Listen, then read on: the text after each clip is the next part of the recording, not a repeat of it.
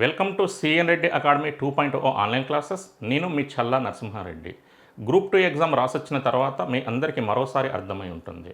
అపరిమితమైన మెటీరియల్ ఎప్పుడు కూడా మనల్ని ఆగం చేస్తుంది. కానీ పరిమితమైన మెటీరియల్ ఎల్లప్పుడూ మనల్ని కాపాడుతుంది. మనకు ఖచ్చితంగా విజయాన్ని చేకూరుస్తుంది.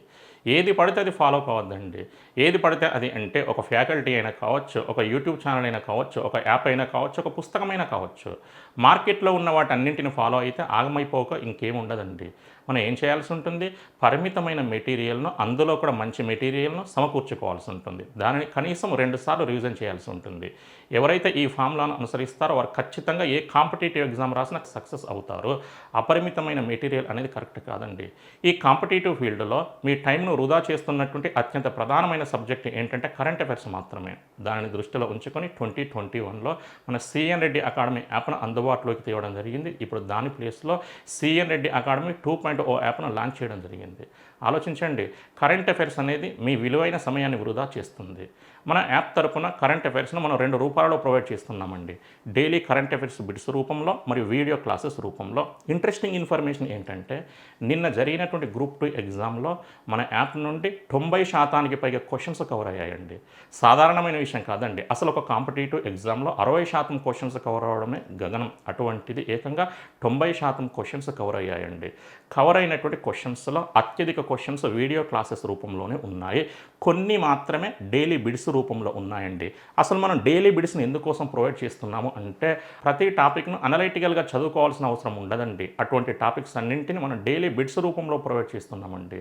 అనలైటికల్ టాపిక్స్ అన్ని 100కు 100% వీడియో క్లాసెస్ రూపంలో ప్రొవైడ్ చేస్తున్నామండి. ఈ రెండింటిని ఫాలో అయితే మీరు ఖచ్చితంగా విజయాన్ని సాధిస్తారు. అసలు మన నుండి ఎన్ని క్వశ్చన్స్ కవర్ అయ్యాయో ఈరోజు ప్రజెంటేషన్ చేస్తున్నామండి. ఆలోచించేటువంటి ప్రయత్నం చేయండి. అనుర కుమార దిశనాయకే ఇతని రాజకీయ పార్టీ పేరు ఏంటంటే జేవీపీ, జనతా విముక్తి పెరమున, పీపుల్స్ లిబరేషన్ ఫ్రంట్. 2013లో రూపొందించిన ఆ చట్టం జాతీయ స్థాయిలో నిర్భయ చట్టం పేరుతో ప్రసిద్ధిగాంచింది. అయితే ఆ చట్టం యొక్క అసలు పేరు వేరే ఉంది. మరి అసలు పేరు ఏంటంటే క్రిమినల్ లా అమెండ్మెంట్ యాక్ట్, నేర న్యాయ సవరణ చట్టం. అగ్నిపై క్షిపణి. అసలు ఇది ఎటువంటి క్షిపణి అంటే ఒక ఖండాంతర బ్యాలిస్టిక్ క్షిపణి. Is a inter continental ballistic missile. స్వదేశీ ఎంఐఆర్వి టెక్నాలజీతో కూడినటువంటి అగ్నిపై క్షిపణిని ఇటీవల మన భారతదేశం తొలిసారిగా విజయవంతంగా పరీక్షించింది. ఎంఐఆర్వి పూర్తి పేరు multiple independently targetable re entry vehicle. Multiple independently targetable re entry vehicle. రేపు ఎగ్జామ్లో క్వశ్చన్ చాలా సింపుల్ అడుగుతాడండి. స్వదేశీ ఎంఐఆర్వి టెక్నాలజీతో కూడినటువంటి అగ్నిపై క్షిపణిని డిఆర్డిఓ 2024 మార్చి 11న ఈ క్రింది ఏ పేరుతో విజయవంతంగా పరీక్షించింది? First option mission Brahmastra, second option mission Varunastra, third option mission Divyastra, fourth option mission Astra 2.0. మనం ధైర్యంగా ఆన్సర్ ఏమని చేయాల్సి ఉంటుంది? Mission Divyastra. Most interesting information ఏంటంటే ఈ ప్రపంచంలో ఎంఐఆర్వి టెక్నాలజీని సంతరించుకున్నటువంటి 6వ దేశంగా మన భారతదేశం చరిత్ర సృష్టించింది. రేపు ఎగ్జామ్లో క్వశ్చన్ చాలా సింపుల్ అడుగుతాడండి.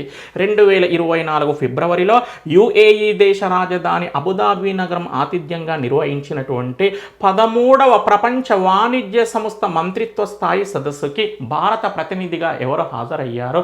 మన ఆన్సర్ ఎవరండి? కేంద్ర వాణిజ్య మరియు పరిశ్రమల శాఖ మంత్రి అయినటువంటి పీయూష్ గోయల్. రేపు ఎగ్జామ్లో క్వశ్చన్ చాలా సింపుల్ అడుగుతారండి.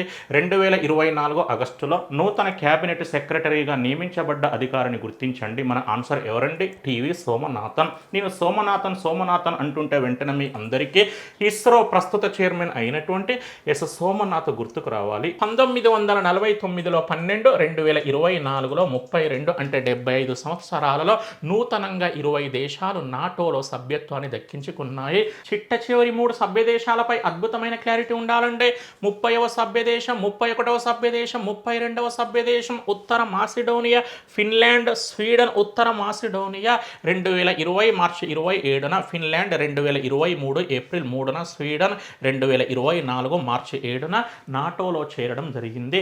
నాటోలో సభ్యత్వాన్ని దక్కించుకోవడం జరిగింది. నాడు 12, నేడు 32. నాటోలో ఉన్నటువంటి సభ్య దేశాలన్నీ ఉత్తర అట్లాంటిక్ మహాసముద్రంతో లేదా ఆ మహాసముద్రంలో అంతర్భాగమైనటువంటి ఇతర సముద్రాలతో జల సరిహద్దును కలిగి ఉంటాయి. మరి నాటో సెక్రటేరియట్ లేదా హెడ్ క్వార్టర్స్ ఎక్కడ ఉంది అంటే బెల్జియం దేశ రాజధాని బ్రసెల్స్ నగరంలో. నామ్ అధ్యక్ష బాధ్యత పదవీ కాలం 3 సంవత్సరాలు. G77 అధ్యక్ష బాధ్యత పదవీ కాలం కేవలం 1 సంవత్సరం మాత్రమే. ఇంట్రెస్టింగ్ ఇన్ఫర్మేషన్ ఏంటి అంటే 2024 జనవరిలో ఈ రెండింటి అధ్యక్ష బాధ్యతల్ని ఆఫ్రికా దేశమైన ఉగాండా స్వీకరించింది.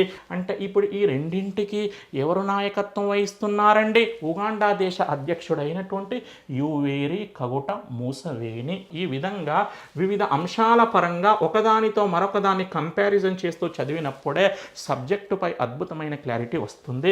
mRNA లేదా మైక్రో ఆర్ఎన్ఏ ఆవిష్కరణతో పాటు జన్యు కార్యకలాపాల నియంత్రణకు సంబంధించిన ప్రాథమిక సూత్రాన్ని కనుగొన్నందుకు గాను ఈ ఇద్దరికి వైద్య శాస్త్రంలో నోబెల్ దక్కింది.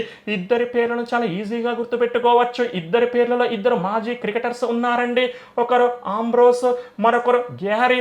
ఆంబ్రోస్ వెస్టిండీస్కు చెందిన ఫాస్ట్ బౌలర్, గ్యారీ సౌత్ ఆఫ్రికాకు చెందినటువంటి బ్యాట్స్మెన్. అందులో కూడా ఓపెనింగ్ బ్యాట్స్మెన్. అతను భారత క్రికెట్ జట్టుకు గతంలో కోచ్గా పనిచేశాడు. 2023 సంవత్సరానికి సంబంధించి గ్వాలియర్ మరియు కోజికోడ్ అనే 2 భారతీయ నగరాల పేర్లు చెప్పగానే వాటికి సంబంధించినటువంటి నిక్ నేమ్స్ గుర్తుకు రావాలి. గ్వాలియర్ అనగానే సిటీ ఆఫ్ మ్యూజిక్, సంగీత నగరం. కోజికోడ్ అనగానే సిటీ ఆఫ్ లిటరేచర్, సాహిత్య నగరం.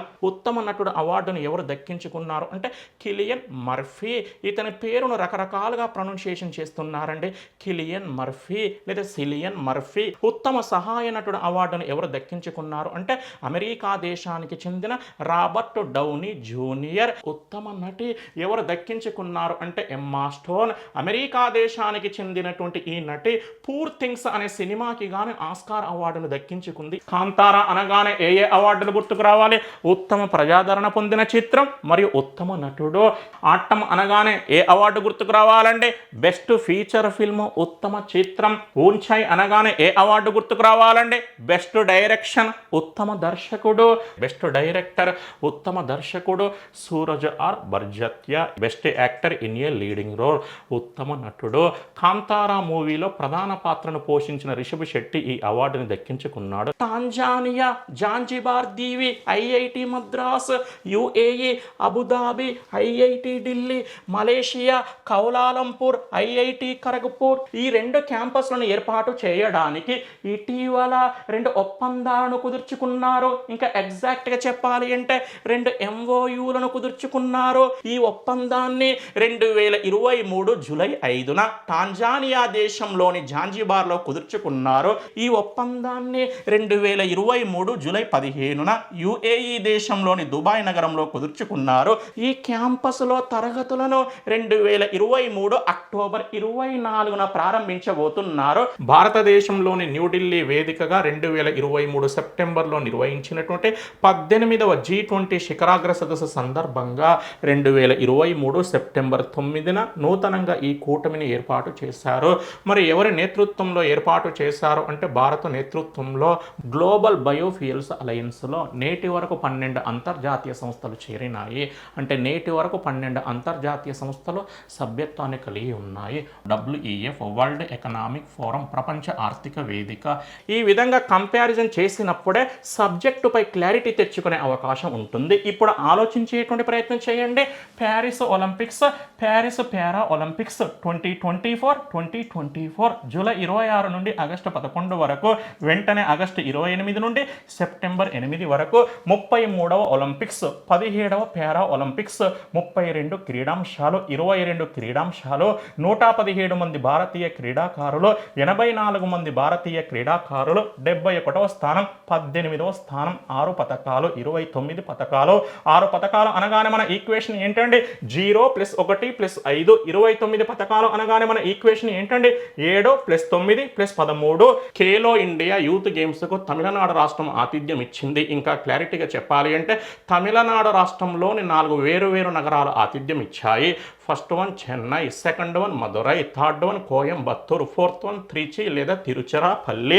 ఇంట్రెస్టింగ్ ఇన్ఫర్మేషన్ ఏంటి అంటే ఖేలో ఇండియా యూత్ గేమ్స్కు దక్షిణాది రాష్ట్రం ఆతిథ్యం ఇవ్వటం ఇదే తొలిసారి, ఫస్ట్ టైం. మొత్తం ఈ 26 క్రీడాంశాలలో కొన్ని సాంప్రదాయ క్రీడలు కూడా ఉన్నాయి. First one Kalaripayattu, second one Mallakhamba, third one Gatka, fourth one Thangta, fifth one Yogasana. Param Shakti అనగానే శక్తి స్వరూపురాలైన మమతా బెనర్జీ గుర్తుకు రావాలి, నథింగ్ బట్ వెస్ట్ బెంగాల్. పరం అనంత అనగానే అనంతమైన శక్తి సామర్థ్యాలు కలిగి ఉన్న నరేంద్ర మోడీ గుర్తుకు రావాలి, నథింగ్ బట్ గుజరాత్. లాజికల్ గా ఆలోచిస్తే ఎన్నడు బ్రిక్స్ శిఖరాగ్ర సదస్సుల పైన ఎటువంటి క్వశ్చన్ అడిగినా మనం నీట్ గా ఆన్సర్ చేయొచ్చు. ఇక్కడ మనకు ఒకే ఒక ఇయర్ పైన క్లారిటీ ఉండాలి. ఆ ఇయర్ ఏంటి నాన్న అంటే 2009. జస్ట్ 2009 నుండి కౌంట్ చేసుకుంటారండి నాన్న, అంతే.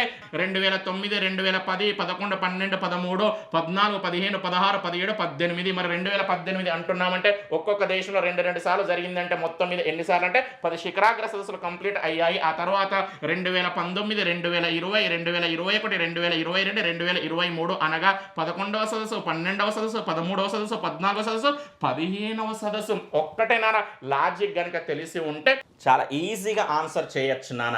అద్భుతమైన క్లారిటీ ఇచ్చానండి. 106వ రాజ్యాంగ సవరణ చట్టం కేంద్ర స్థాయిలో మరియు రాష్ట్ర స్థాయిలో గల ఎగువ సభల్లో మహిళలకు రిజర్వేషన్స్ కల్పించలేదు.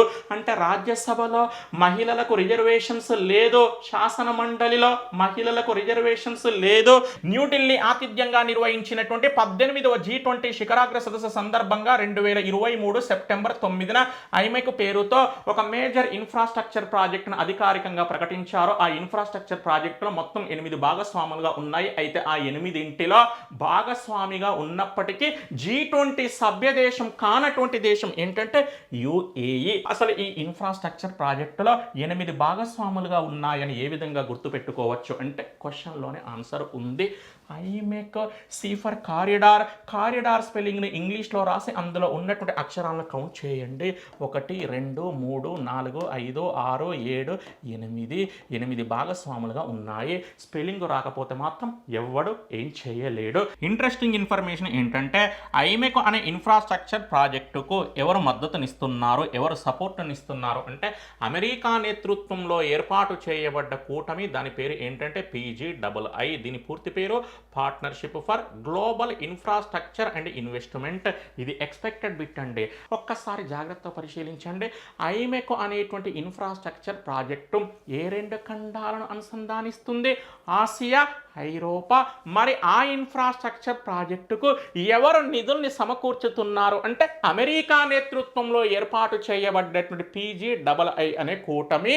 అసలు ఐమెక్ అనేటువంటి ఇన్ఫ్రాస్ట్రక్చర్ ప్రాజెక్టు వల్ల అమెరికాకు ఎటువంటి లబ్ధి లేకపోయినప్పటికీ ఎందుకు మరి నిధుల్ని సమకూర్చుతుంది అంటే దానికి ఒక కారణం ఉంది. మీ అందరికీ ఒక సామెత గుర్తుకు రావాలండి. మన శత్రువుకి శత్రువు మనకి మిత్రుడు. మనకి శత్రువు ఎవరండి? చైనా. మరి ఆ చైనాకు శత్రువు ఎవరండి? అమెరికా. అందుకే ఆ అమెరికా మనకు మిత్ర దేశంగా మారిపోయింది. చైనా నేతృత్వంలో ఈరోజు ప్రపంచవ్యాప్తంగా ఒక పెద్ద ప్రాజెక్టు ప్రారంభించబడింది. దాని పేరు ఏంటంటే BRI. దాని పూర్తి పేరు బెల్ట్ అండ్ రోడ్ ఇనిషియేటివ్. దీని పాత పేరు OBOR, one belt and one road. అందుకే మీ అందరికీ రావాల్సిన క్లారిటీ ఏంటంటే చైనా నేతృత్వంలోని BRIకి పోటీగా ఇండియా, అమెరికాల నేతృత్వంలో ఐమెక్ను ప్రారంభించారు. మన క్లూ గుర్తు తెచ్చుకుంటూ ఈ 5 వ్యక్తుల పేర్లను చెప్పాల్సి ఉంటుంది. మన క్లూ ఏంటి నాన్న? GAMIT, GAMIT. G for Google, ఎవరు గుర్తుకు రావాలి? Sundar Pichai. A for Adobe, ఎవరు గుర్తుకు రావాలి? Shantanu Narayen. M for Microsoft, ఎవరు గుర్తుకు రావాలి? Satya Nadella. I for IBM, ఎవరు గుర్తుకు రావాలి? Arvind Krishna.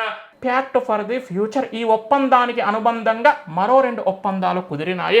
First one global digital compact, second one declaration on future generations. ఇక ఇప్పటి నుండి మీ అందరికీ సస్టైనబుల్ డెవలప్మెంట్ గోల్స్, సుస్థిర అభివృద్ధి లక్ష్యాలతో సంబంధం కలిగి ఉన్నట్టు ఒక ఒప్పందం అనగానే ఏ ఒప్పందం గుర్తుకు రావాలి?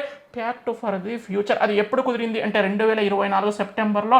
ఏ సందర్భంగా కుదిరింది అంటే సమ్మిట్ ఆఫ్ ది ఫ్యూచర్ పేరుతో నిర్వహించినటువంటి ఒక ప్రత్యేక సదస్సు సందర్భంగా. ఓపెన్ ఏఐ అనేది ఆర్టిఫిషియల్ ఇంటెలిజెన్స్కు సంబంధించిన ఒక రీసెర్చ్ ఆర్గనైజేషన్. సాధారణంగా ఓపెన్ ఏఐ అనగానే మన అందరికీ చాట్ జీపీటీ గుర్తుకు రావాలి. ఓపెన్ ఏఐ అనేటువంటి సంస్థ చాట్ జీపీటీని ఎప్పుడు అధికారికంగా రిలీజ్ చేసింది అంటే 2022 నవంబర్లో. అసలు చాట్ జీపీటీ అనేది ఏంటంటే మానవ సంభాషణను అనుకరించేటువంటి ఒక సాఫ్ట్వేర్ అప్లికేషన్. చాట్ జీపీటీని సింపుల్గా ఏమని చెప్పొచ్చు అంటే మానవ మేధస్సుకు ప్రతిరూపం. ఇది ఖచ్చితంగా ఈ సంవత్సరం ఎక్స్పెక్టెడ్ బిట్ అంటే క్వశ్చన్ ఏ విధంగా అడుగుతాడు అంటే 2024 జనవరి 15న నీతి ఆయోగ్ ఒక డిస్కషన్ పేపర్లో విడుదల చేసినటువంటి పేదరిక అంచనాల ప్రకారం గత 9 సంవత్సరాలలో భారతదేశంలో ఎంతమంది పేదరికం నుండి విముక్తి పొందినారో, ఎంతమంది పేదరికం నుండి బయటపడ్డారో. మన ఆన్సర్ ఎంతండి? 24.82 కోట్ల మంది. శాతం పరంగా చెప్పాలి అంటే 17.89%. మరి అత్యధిక మంది ఏ ఏ రాష్ట్రాల నుండి పేదరికం నుండి విముక్తి పొందినారో క్లారిటీ ఉండాలి. మొదటి స్థానంలో ఉత్తరప్రదేశ్, రెండవ స్థానంలో బీహార్, మూడవ స్థానంలో మధ్యప్రదేశ్. 2005-06లో 55.34%, 2013-14లో 29.17%, 2015-16లో 24.85%. ఓవరాల్గా ఇప్పుడు గుజరాత్ రాష్ట్రంలో మొత్తం ఎన్ని రామ్సర్ సైట్స్ ఉన్నాయి అంటే 4. ఈ 4గింటిలో గతంలో గుర్తించబడిన దాని పేరు ఏంటి నాన్న అంటే నల్ సరోవర్. గోవా, మరి గోవాకు చెందినటువంటి రామ్సర్ సైట్ పేరు ఏంటి అంటే నందా సరస్సు. ఇది కూడా గోవా రాష్ట్రానికి సంబంధించి తొలి Ramsar site, first Ramsar site of Goa. Odisha రాష్ట్రానికి చెందినటువంటి థర్డ్ రామ్సర్ సైట్ పేరు ఏంటి అంటే అన్సుపా లేక్. ఇది కూడా ఒక మంచినీటి సరస్సు రూపంలో ఉంది. ఇక ఇప్పటి నుండి మీ అందరికీ అస్సామీస్ గమోచా లేదా గమోసా అనగానే ఒక కాటన్ టవల్ గుర్తుకు రావాలి. దాని పేరు చెప్పగానే ఏ ఫెస్టివల్ పై క్లారిటీ ఉండాలి అంటే బిహు ఫెస్టివల్ పై. మోస్ట్ ఇంట్రెస్టింగ్ ఇన్ఫర్మేషన్ ఏంటంటే కీవర్డ్లోని అక్షరాల సంఖ్య ఆధారంగా కూడా గోల్ని గుర్తుపట్టవచ్చు. కొన్ని ఎగ్జాంపుల్స్ చెప్పే ప్రయత్నం చేస్తానండి. ఒక ఎస్డిజి ఏంటంటే రెడ్యూస్ ఇనిక్వాలిటీస్, అసమానతల తగ్గింపు. సింపుల్గా ఇనిక్వాలిటీ అని గుర్తుపెట్టుకోండి. ఇనిక్వాలిటీలో ఎన్ని అక్షరాలు ఉన్నాయో కౌంట్ చేస్తే సరిపోతుంది. 1, 2, 3, 4, 5, 6, 7, 8, 9, 10. కాబట్టి అది ఎన్నవ ఎస్డిజి అవుతుంది అంటే SDG 10. 10th sustainable development goal. SDG 1 no poverty, SDG 2 zero hunger, SDG 3 good health and well being, SDG 4 quality education, SDG 5 gender equality. ఈ 5 కూడా సామాజిక అంశాలు. SDG 13 climate action, SDG 14 life below water, SDG 15 life on land. ఈ 3 పర్యావరణ అంశాలు. ఇక నువ్వు లైఫ్లో మర్చిపోవద్దు నాన్న, 2వ ప్రపంచ యుద్ధం ముగిసిపోతున్న తరుణంలో 2 వేరు సంవత్సరాలలో 2 వేరు సమావేశాలను అనగా సదస్సులను నిర్వహించడం జరిగింది. ఇక్కడ ఏ ఇయర్ నాన్న 1945, ఇక్కడ 1944. ఇంకా ఎగ్జాక్ట్గా చెప్పాలి అంటే ఇక్కడ 1945 జూన్ 26న, ఇక్కడ 1944 జూలై 22న.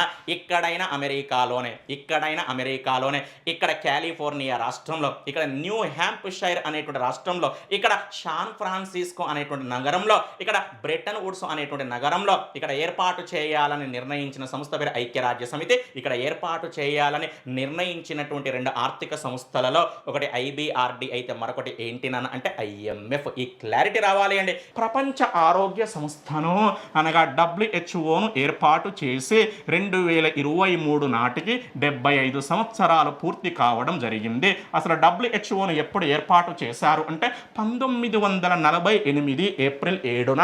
ఇక నువ్వు లైఫ్లో మర్చిపోతున్నానా, బిఎన్ రావు అనగానే 2 ప్రత్యేకతలు గుర్తుకు రావాలి. అందులో మొదటిది ఏంటి నాన్న, భారత రాజ్యాంగ పరిషత్ ముఖ్య సలహాదారుడు, constitutional adviser to the constituent assembly. 2వ ప్రాధాన్యత ఏంటి నాన్న, అంతర్జాతీయ న్యాయస్థానంలో న్యాయమూర్తిగా పనిచేసి చేసినటువంటి తొలి భారతీయుడు అనగా ఫస్ట్ ఇండియన్. ఓజోన్ పొర పరిరక్షణపై అంటే ఓజోన్ పొర క్షీణతను అరికట్టేందుకై నేటి వరకు ప్రపంచ దేశాల మధ్య 2 అంతర్జాతీయ పర్యావరణ ఒప్పందాలు కుదిరినాయి. ఒకటి కెనడా దేశంలోని మాంట్రియల్ నగరంలో, మరొకటి రువాండా దేశ రాజధాని కిగాలి నగరంలో. ఇది 1987 సెప్టెంబర్ 16న కుదిరింది. ఇది 2016 అక్టోబర్ 15న కుదిరింది. క్యోటో నగరం ఆతిథ్యంగా నిర్వహించిన కాపు సదస్సులో, ప్యారిస్ నగరం ఆతిథ్యంగా నిర్వహించిన కాపు సదస్సులో అనుబంధ ఒప్పందాలు కుదిరినాయి.